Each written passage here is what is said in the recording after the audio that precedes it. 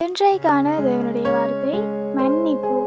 எபிரேயர் 8:12 சொல்லுது, நான் அவர்கள் அநியாயத்தை கிருபையாய் மன்னித்து அவர்கள் பாவங்களையும் அக்கிரமங்களையும் இனி நினையாமல் இருப்பேன் என்று கர்த்தர் சொல்லுகிறார். உண்மையில் எங்களுக்கு வேதாகமம் வலியுறுத்துற காரியம் மன்னிப்பு. எல்லா சந்தர்ப்பத்திலையும் தேவன் எல்லோரையுமே மன்னித்திருக்கிறார்.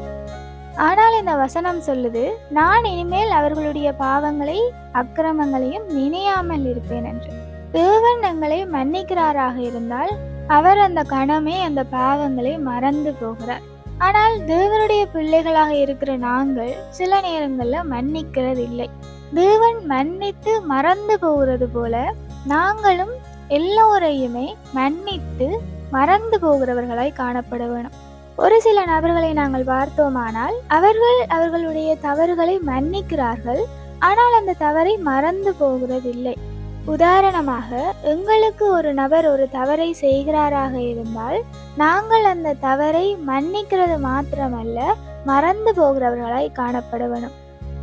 அந்த தவறை நாங்கள் மறக்காமல் இருப்போமாக இருந்தால் அது உண்மையில் எங்களைத்தான் ஹர்ட் பண்ணும். ஆகையால ஒருவரை நாங்கள் மனப்பூர்வமாக மன்னிக்கிறோமாக இருந்தால் அந்த கணமே அந்த தவறை மறந்து போகிறவர்களாகவும் இருக்க வேணும். ஏனென்றால் தேவன் எங்களுடைய பாவங்களை மன்னிக்கிறது மாத்திரமல்ல, அதை மறந்து போகிறார். தேவனே எங்களுடைய பாவங்களை மன்னித்து மறக்கும் பொழுது நாங்கள் மாத்திரம் நாங்களும் தேவனுடைய பிள்ளைகளாய் எங்களுக்கு யாராகிலும் தவறு இழைத்து மனப்பூர்வமாக மன்னிப்பு கேட்கிற பட்சத்தில் அந்த தவறை மன்னித்து மறக்கிறவர்களாய் காணப்படுவோம். Have a blessed day.